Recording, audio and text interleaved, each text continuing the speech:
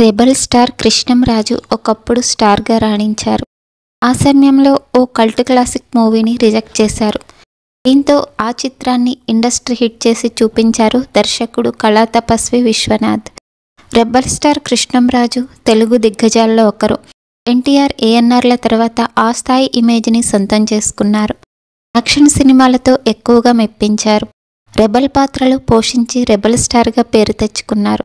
Krishnamraju action చిత్రాలు చేస్తూనే కొన్ని మహిళా ప్రధానమైన చిత్రాలు కూడా చేశారు. మహిళల గొప్పతనం చెప్పే ప్రయత్నం చేశారు.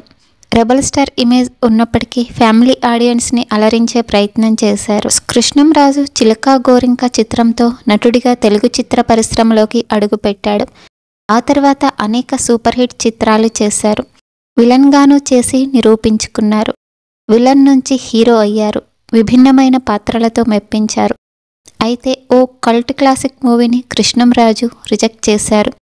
1967 నటుడిగా కెరీర్ని ప్రారంభించిన కృష్ణంరాజు 70-80లో స్టార్గా రాణించారు. ఆ టైంలో హీరోగా ఆయన కెరీర్ పీక్స్లో ఉంది. తిరుగులేని సూపర్ స్టార్గా రాణించారు. అలాంటి సమయంలో ఒక క్లాసిక్ మూవీని వదులుకున్నారు కృష్ణంరాజు. దర్శకుడు విశ్వనాథ్తో సినిమాని రిజెక్ట్ చేశారు. 1980లో వచ్చిన కల్ట్ క్లాసిక్ మూవీ శంకరాభరణం కేవలం పాటలు, ఎమోషన్స్ ప్రధానంగా నడిచే చిత్రం అది. ఒక పెద్ద వయస్కుడు సంగీతం యొక్క గొప్పతనం చేసే ప్రయత్నం చేయడం, ఫారిన్ మ్యూజిక్ ప్రపంచాన్ని శాసిస్తున్న సమయంలో మన సాంప్రదాయ సంగీతం గొప్పతనం చాటి చెప్పిన సినిమా ఇది. సినిమానే కాదు, సినిమాలో కథ కూడా అదే. ఈ చిత్రం 1980 ఫిబ్రవరి 2న విడుదలైంది. అయితే అప్పుడు సినిమాను విడుదల చేసేందుకు కూడా ఎవరూ ముందుకు రాలేదు. విడుదలైన వారం వరకు జనం సినిమాను పట్టించుకోలేదు. నెమ్మదిగా పుంజుకుంది, ప్రభంజనం సృష్టించింది. ఎంత కలెక్ట్ చేసింది, ఎన్ని లాభాలు వచ్చాయనేది పక్కన పెడితే తెలుగు సినిమాల్లో ఇదొక కల్ట్ క్లాసిక్గా నిలిచిపోయిందని చెప్పొచ్చు. తెలుగులో వచ్చిన బెస్ట్ మూవీస్లో ఇది ఒకటిగా నిలుస్తుంది.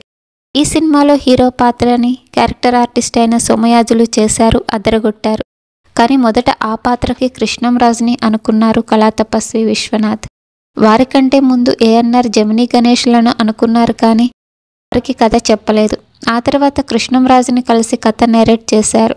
ఆయనకి ఈ కథ బాగా నచ్చింది, కానీ అప్పుడు తనకున్న మాస్ ఇమేజ్కి ఇది సెట్ కాదన్నారట. ఎలాంటి ఇమేజ్ లేని నటుడు చేస్తే బాగుంటుందని ఆయన భావించారు. అందుకే ఈ సినిమాను రిజెక్ట్ చేశారు.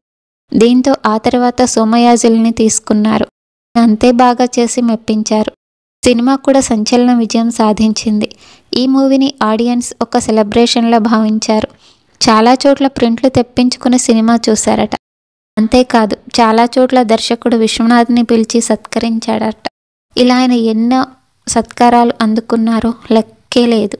కృష్ణంరాజు శంకరాభరణం వదులుకున్నారు, కానీ ఆ తర్వాత ఆయన చెప్పిందే కరెక్ట్ అని అంతా భావించారు.